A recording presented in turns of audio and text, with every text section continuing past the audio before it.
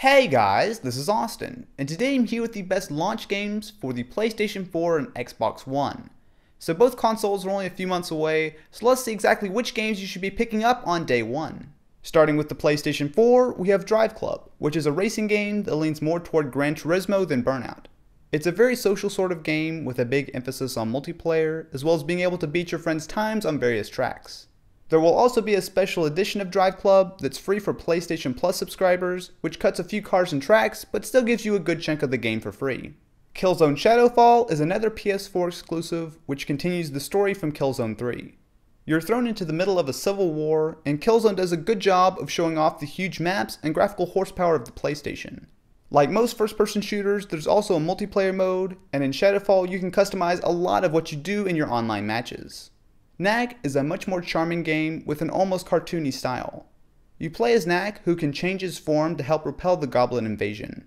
It plays from the top down, where you fight the goblins and even do a bit of platforming and puzzle solving. It's one of the few new games that looks like fun for kids and adults alike. Moving on to Xbox One exclusives, we have Dead Rising 3. This is a huge open world zombie game that drops load times and features absolutely massive amounts of zombies on screen at once. The crafting system from the previous games has been brought over, giving you lots of fun weapons, and even allows you to use Kinect to shout to distract zombies.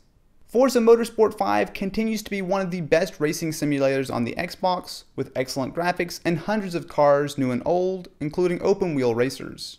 In addition to a large single-player campaign, there's also of course multiplayer, including an interactive ghost mode that analyzes you and your friends' driving styles, so you can race against each other even if you aren't at your console. RYSE Son of Rome is one of the best looking next-gen console titles yet, thanks to CRYTEK. You play as a Roman general who fights through hordes of enemies. It's a third-person game somewhat similar to God of War, with an emphasis on quick-time events, however the addition of controlling an army should make it a lot of fun. You can even use Kinect to shout out commands to your soldiers. So these are some of the exclusive games coming to the PS4 and Xbox One, however now let's take a look at some of the games that you can play regardless of which console you're picking up. Watch Dogs is absolutely one of my most hyped games of this year. It's an open world game like Grand Theft Auto, set in a future Chicago where you can hack anything and everything. The graphics are fantastic, and there are lots of cool stealth sequences to get around fighting by hacking lights and much more. Battlefield 4 takes everything about the last game and cranks it up to 11. It's still of course a first-person shooter, however with the extra power of the new consoles, everything from the maps to the amount of enemies on screen has gotten way bigger. Destructible environments are back in full force, as are the huge variety of weapons and vehicles to play with. It wouldn't be a new console launch without a new Call of Duty, and Ghosts brings us exactly that.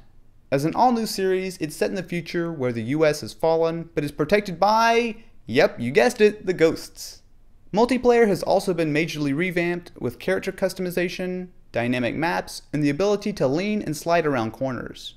In Assassin's Creed 4 Black Flag, you take control of an assassin back in the pirate days. It's more of an open world style game with bigger maps allowing you to get into all kinds of trouble on your own in addition to the main story. You of course get to pilot a ship again in this one, and a lot of the controls and gameplay dynamics have been tightened up. That's not all. Games like Minecraft, Need for Speed, FIFA, and Madden will all also be available on the next gen consoles at launch, and some other games, including Infamous Second Son and Halo, will be available next year. So I'm interested to know, what are you guys most looking forward to with these next-gen consoles? Definitely be sure to let me know what games you're picking up in the comments below. I also want to let you guys know about another cool game, Endless Blitz. This is a game made by my friends over at HH Greg that has you running and jumping while collecting coins.